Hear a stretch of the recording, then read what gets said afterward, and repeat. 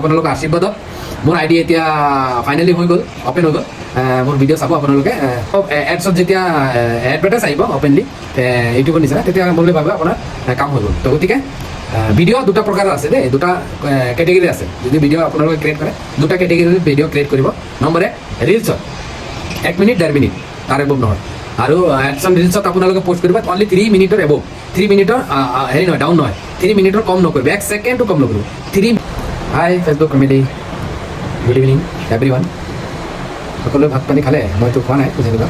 আপোনালোকে এটা ভাল মেছেজ, এটা মোৰ ভিডিঅ'টো আপোনালোকৰ কাৰণে দেই। যিমান ফেচবুক ফেমিলি আছে, যোনে পইচা কামানি কৰিবলৈ ফেচবুকত আহিছা, সকলো কাৰণে এই ভিডিঅ'টো লাষ্টলৈকে চাব। কেইটামান ট্ৰু কম আৰু কিছুমান গাইডলাইনছ আছে, তো সেইটো মই ক'ম আপোনালোকক। সকলোৱে যদি মানি চলে তে ইনকাম হ'ব আপোনালোকৰ, আদাৰৱাইজ যদি মানি নচলে তে ইনকাম নহ'ব। ঠিক আছে। নম্বৰ এক কথা, আপোনাৰ যদি ফেচবুক একাউণ্ট আছে, লিগেল আপোনাৰ নামত থাকিব লাগিব, প্ৰফাইলত আপোনাৰ ফটো থাকিব লাগিব। অ'কে, যেতিয়ালৈকে ভেৰিফিকেশ্যন নহয়।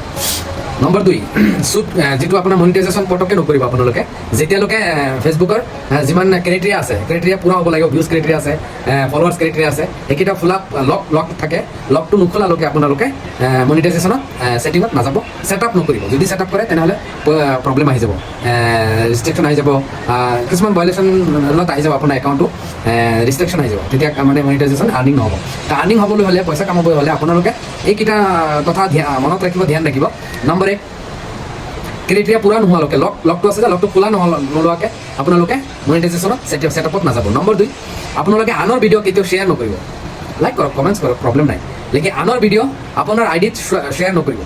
আৰু যিবিলাক আপোনাৰ ফ্ৰেণ্ডছ আছে বেলেগে, যেনেকুৱা যোনেই নহওক ফ্ৰেণ্ডছ আছে ফেচবুকত, যে আপোনাক টেগ কৰিছে ন, টেগটো চিৰিফ অনলি ফৰ আপুনি চাব পাৰে, অনলি মি কৰি থ'ব। ছেটিঙত গৈ টেগ অপশ্যনটো আছে যে তাত গৈ আপুনি অনলি মি কৰি থ'ব। নহ'লে বেলেগে যদি এই ভিডিঅ'টো চায়, আপোনাৰ আইডিটো গ্ৰ' নহ'ব।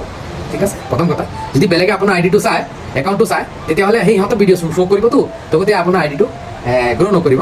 আৰু এইটো ছেটআপ অফ কৰি থ'ব। প্ৰথম কথা, আপোনাক টেগ কৰিব নোৱাৰে, যদিও কৰে অনলি মি কৰি থ'ব, প্ৰব্লেম নাই। অ'কে, নেক্সট, কপিৰাইট ভিডিঅ', যিটোত মই মাৰ খাইছোঁ দেই। মই 3 মাহলৈকে বহুত কষ্ট কৰিছোঁ, মোৰ আইডিটো আৰ্নিং হোৱা নাছিল।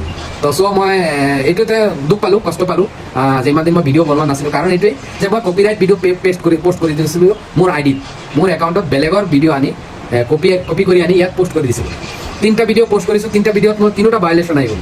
ভিউজটো বহুত আহিছে, লালচত গুচি গ'লোঁ, মানে বেছি ইনকাম হ'ব বুলি। ভিউজ মিলিয়নছ, 2 মিলিয়নছ, এটা ভিডিঅ' 2 মিলিয়নছ, এটা ভিডিঅ' 1 মিলিয়নছ, এটা ভিডিঅ' 102 কে আছিল দেই। বাট হ'লে কি হ'ব, এনেকুৱা লাগি গ'ল মোৰ ভায়লেশ্যন দি, আইডিটো ৰিস্কত গুচি গৈছিল। বাট চ' আপোনালোকৰ আশীৰ্বাদত মোৰ আইডি এতিয়া ফাইনেলি হৈ গ'ল, অপেন হৈ গ'ল।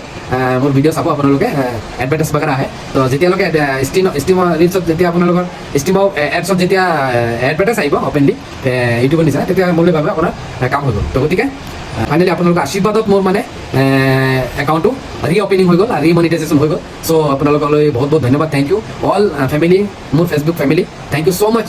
दिल से सैल्यूट करता हूँ, जय हिंद, दिल से नमस्कार और दिल से Facebook family, bye, thank you. Again मोर কৈ আছোঁ